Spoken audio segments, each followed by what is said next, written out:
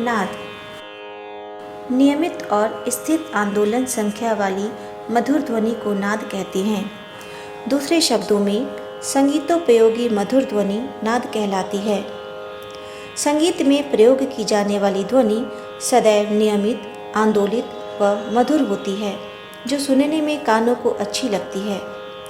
जो ध्वनि अनियमित, अस्थिर और अमधुर होती है, उसे संगीत में उपयोग नहीं किया जाता है। जो ध्वनि संगीत में उपयोग होती है, उसे नाद कहते हैं। नाद के दो प्रकार माने जाते हैं, आहत नाद तथा अनाहत नाद। जो नाद केवल अनुभव से जाना जाता है और जिसके उत्पन्न होने का कोई खास कारण न हो, यानी जो बिना संघर्ष के स्वयंभू रूप से उत्पन्न होता है, उसे अनाहत नाद कहते हैं। जैसे दोनों कान जोर से बंद करने पर अनुभव करके देखा जाए तो घन घन या साय साय की आवाज़ सुनाई देती है। इसके बाद नादोपासना की विधि से गहरे ध्यान की अवस्था में पहुंचने पर सूक्ष्म नाद सुनाई पड़ने लगता है, जो मेघ के गर्जन या वंशी स्वर आदि के सदृश होता है।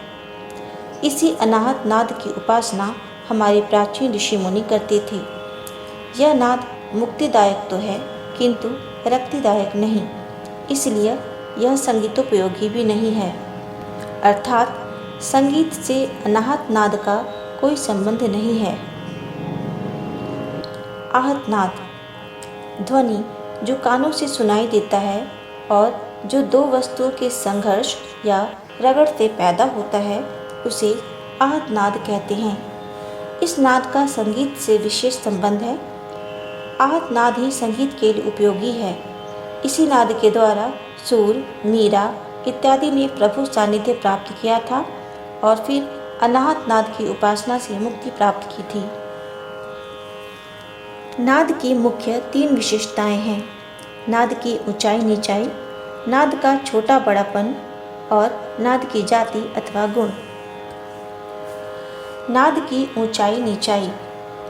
गाते बजाते समय हम यह अनुभव करते हैं कि 12 स्वर एक दूसरे से ऊंचे नीचे हैं।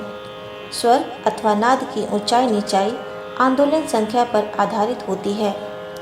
अधिक आंदोलन संख्या वाला स्वर ऊंचा और इसके विपरीत कम आंदोलन संख्या वाला स्वर नीचा होता है।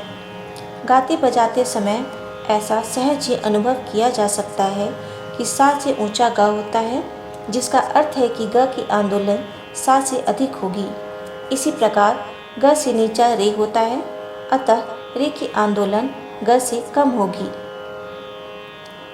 नाद का छोटा बड़ापन। क्रियात्मक संगीत में यह स्वतः ही अनुभव किया जा सकता है कि धीरे से उच्चारण करने पर स्वर थोड़ी दूर तक और जोर से उच्चारण करने पर अधिक दूर तक सुनाई पड़ता है। इसे संगीत में नाद का छोटा बड़ापन कहते हैं। छोटा नाद कम दूरी तक और धीमा सुनाई पड़ता है और बड़ा नाद अधिक दूरी तक स्पष्ट सुनाई पड़ता है। तानपुरी के तार को धीरे से आघात करने में तार के आंदोलन की चौड़ाई कम होगी, अर्थात तार कम दूरी तक ऊपर नीचे कंपन करेगा और फलस्वरूप छोटा नाद उत्पन्न होगा।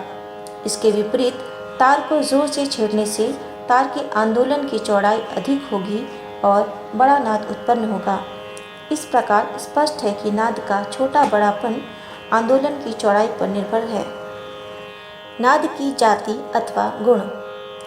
प्रत्येक वाद्य का स्वर एक दूसरे से अलग होता है। जैसे कि सितार का स्वर बेला से और बेला का स्वर हारमोनियम से और हारमोनियम का स्वर सरोद से भिन्न होता है। इसलिए दूर से आती हुई संगीत ध्वनि को हम पहचान लेते हैं कि ध्वनि किस वाद्य की है। विभिन्न वाद्यों के स्वरों में भिन्नता होने का कारण यह है कि प्रत्येक वाद्य के सहायक नादों की संख्या, उनका क्रम और प्राबल्य एक दूसरे से भिन्न होता है। इसी को नाद की जाति अथवा गुण कहते हैं। ऐसा मानना है कि कोई भी नाद अकेला उत्पन्न नहीं होता, उसके साथ कुछ अन्य नाद भी उत्पन्न हुआ करते हैं, जिसे केवल अनुभवी कान ही सुन सकते हैं। ऐसे स्वतः उत्पन्न होने वाले स्वरों को सहायक नाद कहते हैं। सहायक नादों की संख्या, क्रम और प्राबल्य पर नाद की जाति आधारित होती है। अगर आपको मेरा ये वीडियो पसंद आया हो तो प्लीज़ इसे लाइक करें और चैनल को भी सब्सक्राइब कर दें, जिससे कि हमारे आने वाले वीडियोज़ की नोटिफिकेशन आप तक पहुंच सके। और इस वीडियो के बारे में अपनी राय हमें कमेंट में ज़रूर बताएं। धन्यवाद।